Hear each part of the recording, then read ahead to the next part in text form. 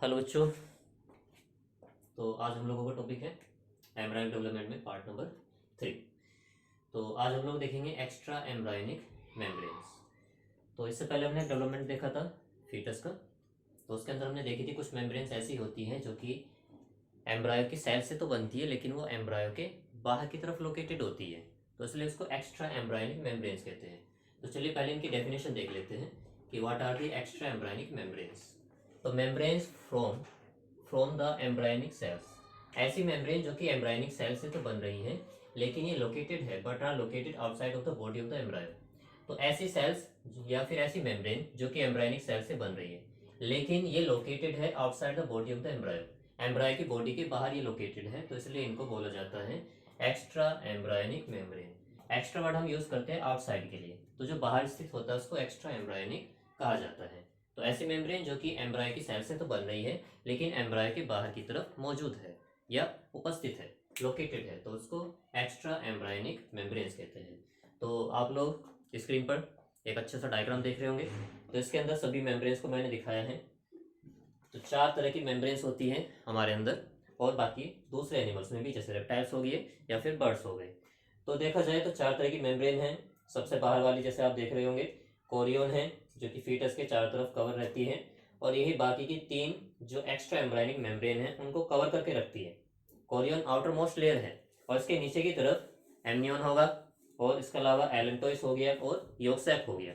तो अगर क्वेश्चन आता है कि which is the outer most layer या outer most extra embryonic membrane, तो आंसर होगा कोरियन। कोरियन के बाद में हम नीचे की तरफ देखते हैं कि इसमें है एक मेम्ब्रेन एमनियन, जो कि यहाँ पे ब्लू कलर से दिखाई गई है। इसके अंदर जो लिक्विड भरा होता है उसको बोलते हैं एमनियोटिक फ्लूइड, और इस कैविटी को बोलते हैं एमनियोटिक कैविटी। तो ये शॉक एब्जॉर्बर की तरह काम करती है कि माँ को अगर कोई धक्का लगता है तो उस धक्के से बच्चे को बचाया जाता है ताकि उसको ज़्यादा चोट ना हो। इसके अलावा हम देखते हैं अम्बिलिकल कॉर्ड। तो अम्बिलिकल कॉर्ड में हम देखते हैं कि इसमें से कुछ आर्टरीज और वेन्स जो है वो बच्चे में से या फीटस में से निकल रही है। अम्बिलिकल कॉर्ड है, और इसके साथ में एक एलेंटोइस है, ऊपर की तरफ को येलो कलर में छोटा सा दिखाया गया है, और इसके नीचे की तरफ है थोड़ा सा बड़ा करके येलो कलर में यॉर्क सैक दिखाया गया है। तो यॉर्क सैक जो होता है ह्यूमन के अंदर ज़्यादा डेवलप नहीं होता है, लेकिन वे एनिमल जिनमें पॉलीलेसिथल एग्स पाए जाते हैं, जिनमें यॉर्क बहुत ज़्यादा होता है, तो वहाँ पे बहुत ज़्यादा डेवलप होता है। इसका काम होता है न्यूट्रिशन प्रोवाइड करना डेवलपिंग एम्ब्रायो को। तो हमारे अंदर इतना ज़्यादा डेवलप नहीं है, और हमारे अंदर इसका काम होता है ब्लड सेल्स का फॉर्मेशन करना। जब अर्ली एम्ब्रायनिक डेवलपमेंट चल रहा होता है तो उस टाइम पर ब्लड सेल्स यॉर्क सैक में बनती हैं, उसके बाद में फिर लिवर में बनने लगती है, और जब बच्चा धीरे धीरे मैच्योर हो जाता है तो ये बोन मैरो के अंदर प्रोड्यूस होने लगती है। ओके। उसके अलावा एलेंटोइस यहाँ पर दिखाया गया है। तो एलेंटोइस जो है एलेंटोइस की अगर हम बात करें तो ये जो होता है वेल डेवलप्ड होता है एमनियोट्स के अंदर, जैसे रेप्टाइल्स, बर्ड्स और प्रोटोथीरियंस में। और ये नाइट्रोजन वेस्ट को नाइट्रोजनस जो वेस्ट होते हैं, जो एक्सक्रीटरी मटेरियल होते हैं, उनको ये स्टोर करके रखता है, जैसे हमारी किडनी होती है। तो कुछ उस तरह से काम करता है। इसके अलावा आप देख रहे होंगे कि इसके आगे की तरफ ये प्लेसेंटा का पार्ट दिखाया गया है। एक्चुअली में हम जो प्लेसेंटा होता है वो मैटरनल और फीटस के बीच में एक वास्कुलर कनेक्शन होता है। जो मैटरनल ब्लड से, मैटरनल से कुछ आर्टरीज और वेन्स आ रही होती है, और वो बच्चे तक जारी होती है। इस तरह से जो बच्चे के अम्बिलिकल कॉर्ड है उनसे भी कुछ आर्टरीज और वेन्स निकल रही होती है, और दोनों के ब्लड में जो होते हैं आपस में वो उसको एब्जॉर्ब कर लेता है, ब्लड को एब्जॉर्ब कर लेता है अपनी आर्टरीज और वेन्स के द्वारा। तो vascular connection between the maternal and foetus tissues is known as placenta. तो ह्यूमन के अंदर जो प्लेसेंटा होता है वो कोरियन और एमनियन, सॉरी, तो ह्यूमन के अंदर जो प्लेसेंटा होता है वो कोरियन और इसके अलावा किससे बना हुआ होता है, एलेंटोइस से। तो इसलिए इस प्लेसेंटा को बोलते हैं एलेंटो कोरियोनिक प्लेसेंटा। ऐसा प्लेसेंटा जो एलेंटोइस और कोरियन से मिलकर बना है उसको एलेंटो कोरियोनिक प्लेसेंटा कहते हैं। तो इसके अलावा एक और आप एक अच्छा सा डायग्राम देख रहे होंगे जिसमें प्लेसेंटा को काफ़ी अच्छे से दिखाया गया है। तो इसमें प्लेसेंटा जो है, अगर हम बात करें फीमेल के यूट्रस की, तो उसमें आउटर मोस्ट लेयर को बोला जाता है पेरीमेट्रियम, बीच वाली थिक मेम्ब्रेन होती है मायोमेट्रियम, और सबसे अंदर की तरफ की होती है एंडोमेट्रियम। तो जो मेंस्ट्रुअल साइकिल होता है उसमें एंडोमेट्रियम ही स्लफ आउट हो जाती है, या फिर वो ही बाहर निकल जाती है, ऊपर से झड़ जाती है वो, लेकिन जो मायोमेट्रियम होता है उसमें कोई चेंज नहीं आता है। ओके। तो जो एंडोमेट्रियम है इसमें भी कुछ लेयर्स होती है, जैसे सबसे नीचे वाली डेसिडुआ बेसिलिस होती है और उसके ऊपर की तरफ डेसिडुआ फंक्शनैलिस। तो फंक्शनैलिस वाली जो लेयर है वही शेड ऑफ हो जाती है बाद में जब मैच्योर साइकिल चल रहा होता है। तो यहाँ पर जो प्लेसेंटा का फॉर्मेशन है वो कौन कर रहा है, एंडोमेट्रियम की लेयर कर रही है और साथ में कोरियन कर रहा है। ये दोनों मिलकर प्लेसेंटा को फॉर्म कर रहे हैं। तो यहाँ से हम देख रहे हैं कि यहाँ से कुछ आर्टरीज कुछ वेन्स जा रही है फीटस से भी और मैटरनल ब्लड से भी, और जिसकी वजह से दोनों के जो टिश्यूज है आपस में कनेक्टेड है और फीटस को सीधे ही माँ से न्यूट्रिशन मिल रहा है। और इसके अलावा CO2 O2 इनका भी एक्सचेंज होता रहता है।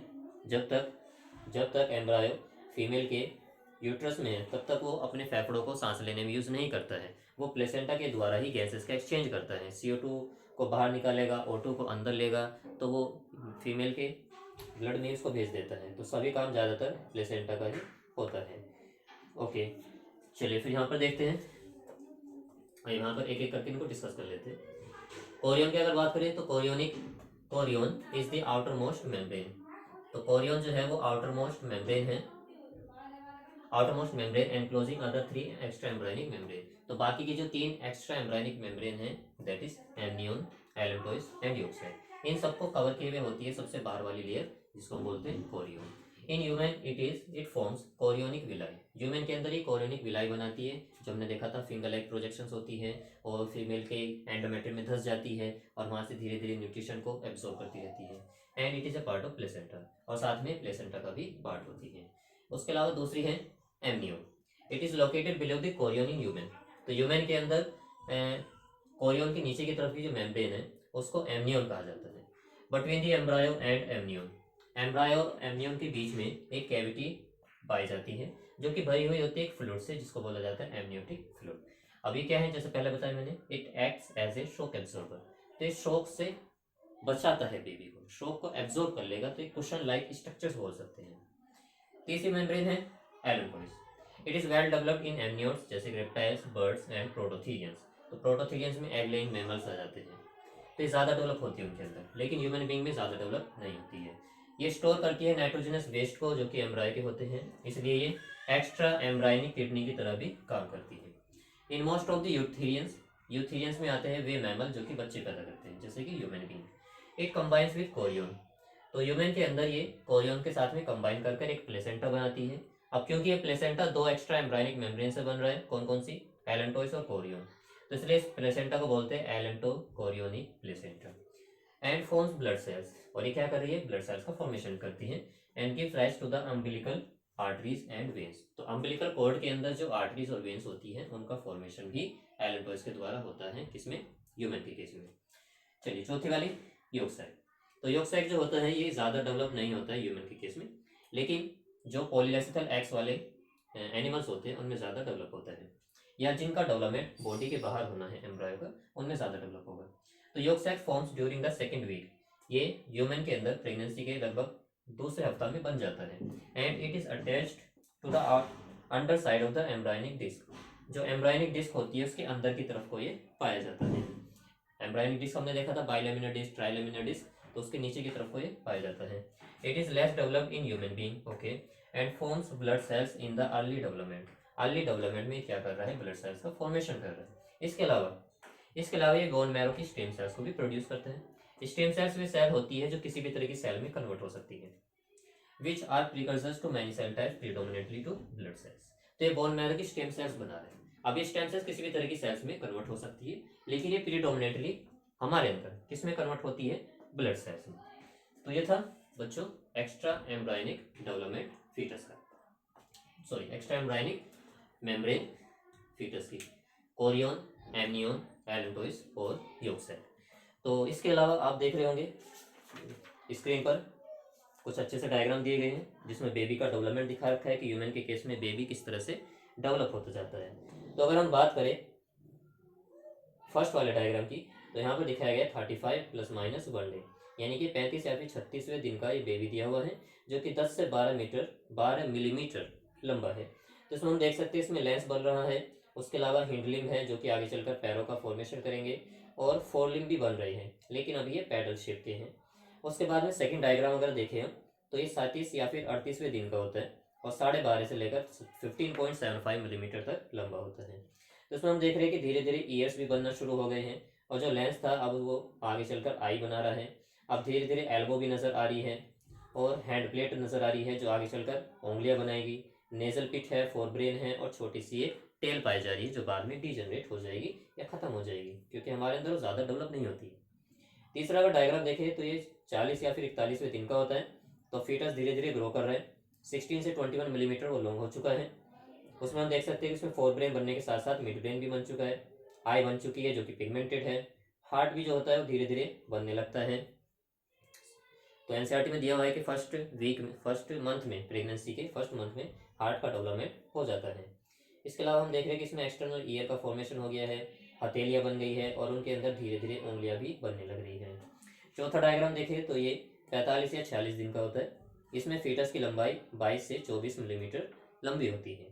तो इसमें एक्सटर्नल ईयर्स है, इसके अलावा नोचेस है between digital rays and toe rays. तो यानी कि धीरे धीरे पैर भी विकसित होना शुरू हो गए हैं। चलिए ये डायग्राम देखें फिर, तो ये लगभग 49 या फिर 50वें दिन का होता है और इसमें फीटस 28 से 30 मिलीमीटर लॉन्ग हो जाता है। तो इसमें हम देख सकते हैं कि ब्रेन जो है ठीक ठाक डेवलप हो चुका है। ईयर भी दिखाई दे रहे हैं, आई भी ठीक से दिख रही है और आईलिड भी धीरे धीरे बनना शुरू हो जाती है। इसके अलावा अगर हम बात करें एफ डायग्राम की, तो ये 52 या 53 दिन का होता है। इसमें फीटस अच्छे से नज़र आ रहा है हमें, तो इसकी गतिविधियाँ भी यहाँ पर महसूस की जा सकती है। और सबसे लास्ट में हम देखें तो अब ये जो फीटस है 56 या 57 डे का हो चुका है। 34 से 40 मिलीमीटर लंबा होता है और इसमें हम देख रहे हैं कि इसके जो टोज है, पैरों की जो उंगलियां हैं, अब वो धीरे धीरे एक दूसरे से अलग हो गई हैं। पहले जो उंगलियां होती है वो आपस में चिपकी रहती हैं, उनमें बीच में एपोप्टोसिस की एक क्रिया होती है, एपोप्टोसिस। तो एपोप्टोसिस में क्या होता है, जो बीच की सेल्स होती है वो डाई कर जाती हैं और बाद में वो उंगलियां अलग हो जाती है, हाथों की भी और पैरों की भी। तो ये था बच्चों इस फीटस का डेवलपमेंट। तो इस डायग्राम्स को आप अच्छे से देखना, काफ़ी अच्छे डायग्राम्स है ये। इसके बाद में फिर हम लोग देखेंगे पार्टिसिपेशन किस किस तरह से होता है।